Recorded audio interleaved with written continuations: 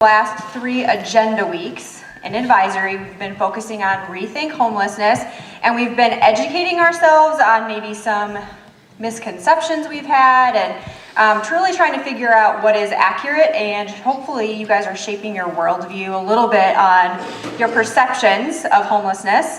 If you haven't noticed, the cardboard signs you guys made, we turned into a video, which has been playing in the Commons. So if you want to see yourself, you can go check out the video. But we really looked at what our perceptions were prior to the education. Now we're starting phase 2 of this project. So this is kind of the entry event, the kickoff for phase 2, and we're taking all the education we did during phase 1 and putting it into action, which I think is where ETA really likes to go. It's on our walls, education through action, and we are kind of giving you guys a new driving question. So we have today a speaker he's the president of the board for the Lighthouse. Some of you guys are familiar with the Lighthouse. You'll probably learn a lot of new information today, which is great. But he's going to be talking to us a little bit about the mission of the Lighthouse, their vision for the future, as well as what kind of support they need from the members of the community, which, heads up, is you guys. So our hope is that today, as you're listening to him, you'll be able to take the info and kind of start your own individual brainstorming process. Tomorrow in advisory, you, along with your house, are going to start brainstorming to answer our new driving question. So to kind of give you a teaser to that, the new driving question is going to be, what can we do to help the Lighthouse continue their mission and raise community awareness? That's the question we're going to have you answer. So this is to start getting you to think about that. So if you guys could help me welcome our guest speaker for today, Mr. Jeremy Wike.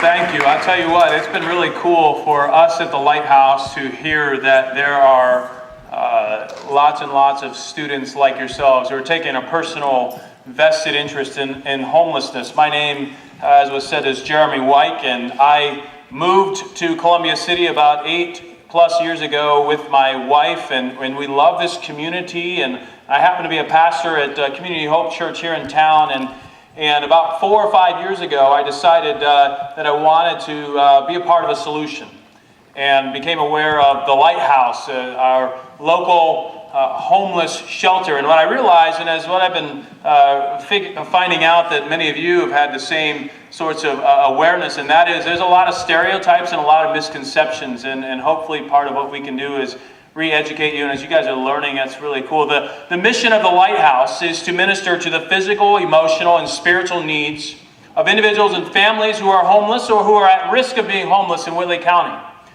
And if you're like me, many of you think, oh, well, homelessness, there's none of that. That's for big cities like Chicago, where you see people with signs, and you have certain stereotypes and wondering what their story is. They're probably lying on their sign anyway, telling you things that probably aren't really true. They're probably all drug addicts and alcoholics and all those sorts of stereotypes that we often have. And we don't often realize that it's here in Whitley County as well. And as you've been learning, it is here, and there is a huge need. And it's really exciting that you guys are taking a personal interest in all of this. 15 years ago, some of you weren't even born 15 years ago. But 15 years ago, there were some really big-hearted people who saw the need and decided to take action here in Whitley County.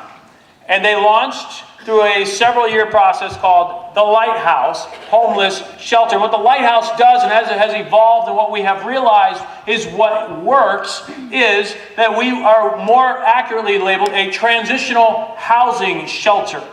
What that means is there are emergency shelters. There's one in Fort Wayne and other places, and there are other shelters that give someone a meal, and they give them a warm bed to sleep, but then they're released the next day and they're kind of off on their own. And what we've realized is that what people need, who are desperately homeless and without a lot of hope, they need transitional housing. Meaning they come in, and many of them, with every story is different, but they come in with no money. Many of them have no vehicle. They have no job. And a lot of them, they're literally without hope. They have burned every bridge with their family for whatever circumstance happens. And they have nothing. They have no hope. And the last hope is the Lighthouse. And I often ask myself, why did I take such a personal vested interest in all this? Why do I care now, being on the board for 4+ years and now being asked to kind of lead the charge through a new age of the Lighthouse? And here's where, as I stopped to think about it, this is what really drew me to it. You see, when I was a kid, I was probably 7 or 8 years old. I remember my parents telling me that my aunt and my cousins, Jason, Rachel, and Jesse, they lived in Tennessee. I remember visiting them years ago. We would go down for vacation and visit my cousins, Jason, Rachel, and Jesse. They were about my age, elementary age, and my cousin Jesse wasn't even in school yet. I remember hearing my parents tell me they are moving up with us. You see, my aunt was leaving an abusive husband in a really tough situation. My aunt was leaving this situation with my 3 young cousins. And my aunt had no job skills. She had no money. She had no job herself. She had literally nothing. And she was coming to move in with us. Now, as a little kid, I thought that was pretty cool. And I thought I had more time to play with my cousins and all this. But it got a little crowded in the house that we lived in. But we had a lot of fun. And I was pretty oblivious to the entire situation, what was really going on. What was really going on is I had a father who loved his sister very much. And because he loved his sister, and in the situation that she was in, invited his sister and 3 young kids to come and invade our house and to help her get her feet off of the ground. And I was oblivious to all of that, but I'm thankful for the model that my father gave to me personally. To take a personal vested interest in his own family and to say, in her time of need, she literally, I don't know what she would have done without my father. Here's the thing, guys. Everyone doesn't have someone in their life like my father. There are people that are so desperate and hopeless and have nowhere to go. And yes, it is often a combination of things happening to them that are unfortunate, and sometimes they make poor choices too. But everyone doesn't have someone like my father in their life, and that's a lot of who comes to the Lighthouse. You see, if our community doesn't pitch in and take a personal vested interest in people in those situations who have no one in their life like my father, they literally are living on the streets, and the cycle of dysfunction and brokenness only perpetuates itself. You see, what the Lighthouse has been doing for the last 15 years is giving hope to people. Giving hope. And what separates you in the upbringing that you were given and someone, a little kid, some of which are born while their mom is staying at the Lighthouse, others are just small little children, and every time I go, I look into the eyes of these little kids, and I remind myself these kids did not ask for that. They did not ask for the upbringing that they are forced to live with, just like I did not ask for the upbringing that I was able to be fortunate enough to have. Every one of us have a different story. But you see, if the community doesn't invest in its own and take a personal vested interest in homelessness, what will happen? What would have happened to my cousins, Jason, Rachel, and Jesse, had my dad done nothing? I'm thankful for the model that my father gave to me. So you guys have been learning a whole lot, and I'm really thankful and excited, and I just want you to know, on behalf of the Lighthouse, on behalf of every one of those who are currently staying at the shelter, those who in the future will stay at the shelter, we all want to say thank you to all of you for learning and being willing to be a solution. You see, I work with a lot of young people. I have my own kids. I have a daughter who's 6. I have a son who's 5. I have another son who's 4. And hopefully in the next 2 weeks, my wife and I will be going to China, and I'm going to have a 2-year-old next month. You see, here's my greatest challenge to your generation. You guys see so much brokenness around you. You see so much dysfunction around you, and often we assume that it's normal. And I'm here to tell you, your generation has the greatest challenge that we have ever seen in recent history. And the challenge is to be willing to be a part of a solution to something. To not sit back and waiting to always receive from other people, but to be willing to roll up your sleeves and get involved and take a personal vested interest in those who are less fortunate than you and to be a part of a solution. And it's incredible when you hear the stories of lives that are changed, of those who came into the Lighthouse who had no hope, and now all of a sudden, as a result of their stay there, as a result of somebody loving them and caring for them, as a result of learning some really important life skills that maybe you take for granted, like financial management and like nutrition classes and parenting classes and all the like, and they learn life skills, and and all of a sudden something happens over time. They get a job, and maybe they get a car, and now they've got money in their bank account, and they've never had this before, and all of a sudden they become filled with hope. And everything changes. And then when they leave the Lighthouse, all of a sudden the trajectory of their life is different than when they came. And you have a part in that solution by what you do. And so part of what I wanted to share with you here today, and I think is a part of the next phase in what you guys are doing, is this. The Lighthouse and what we have done for the last 15 years, it works. Being a transitional housing facility, it works. When we expect those who come in, meeting certain qualifications, being willing to do certain things to help them break some of the bad habits that got them into the position that they are in, and giving them a lot of mercy and love and grace along the way, we expect them to stay 3, 6, 9, sometimes 12 months, sometimes longer, depending on the situation. We expect that because that's how transformation happens when we develop life skills and give them hope over the long haul. But our government, and of which the Lighthouse has been very indebted to for the last several years, has been funding us to the tune of about $70,000 with a couple of grants that we have received. And that's a really hefty amount of money, and it's a pretty substantial part of our annual budget. This past year, and we knew it was coming, but it finally happened, one of the grants that we received was about $45,000. And what we were told from down in Indianapolis, the executive decision had been made that what they want to focus on their funding is emergency shelter housing. Meaning the kind where you have a bed and you get a warm meal and you're on your own the next day. And what we've realized, what we've determined in our mind is that we do not want to do that because what we are doing does work. We have stories and testimonies of people who came in hopeless, who came in with nothing, who leave after a period of 3, 6, 9, 12 months, sometimes even longer, and now all of a sudden they have hope and there are success stories. It works. But what we are doing along the way is forfeiting funding. We are also at risk of losing another about $30,000 a year in our funding this coming year. And we're not sure what's going to happen. We expect to lose that funding. So what are we going to do? What are we going to do? That's about $70,000, $75,000 of our annual budget. What are we going to do? I'll tell you what we're going to do.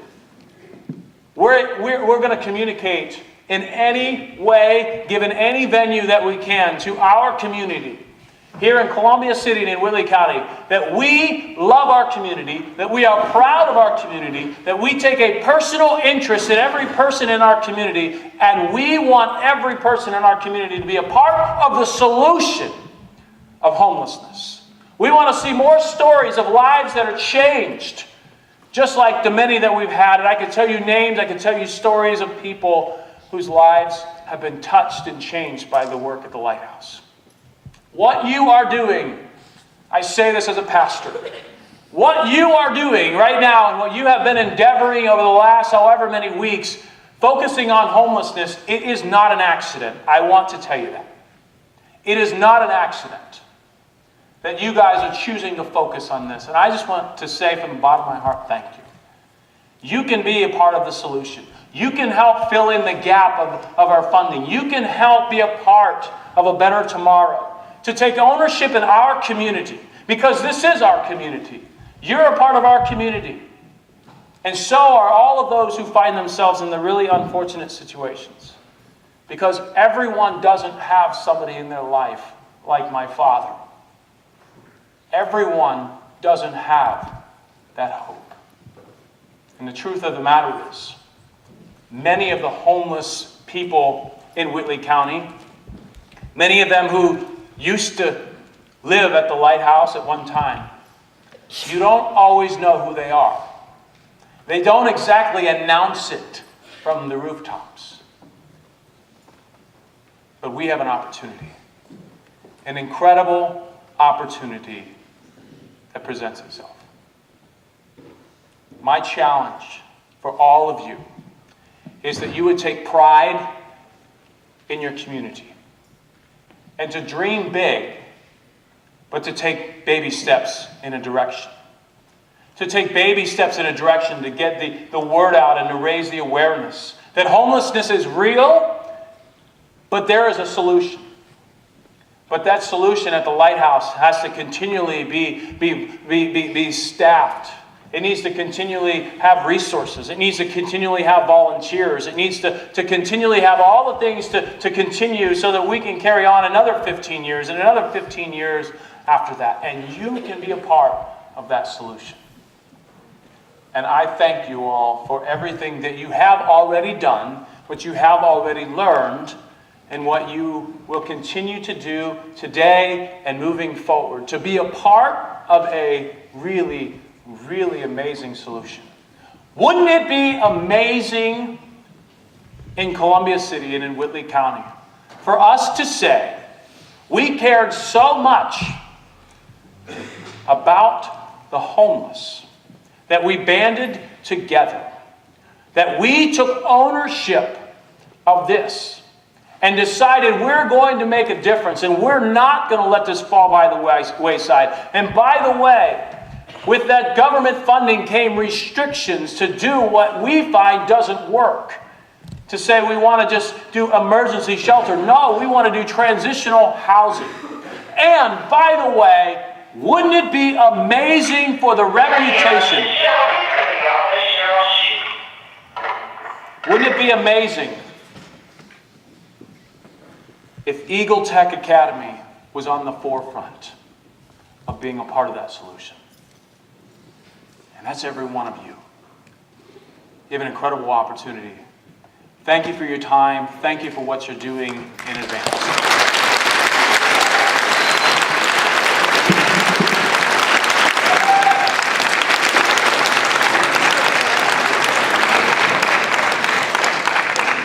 Okay, so hopefully you guys are starting to think about some solutions and some maybe, to kind of quote Jeremy, some baby steps. I know that if you were involved in the school-wide project last year, it's really exciting to bite off a huge chunk and to solve like the whole problem in one sweeping motion. But we have 24 days of school left, so, not that we're counting. We need to think about what are the baby steps, what are the things that we as an advisory house can do as a baby step to make an impact on what we have in front of us right now and what we know.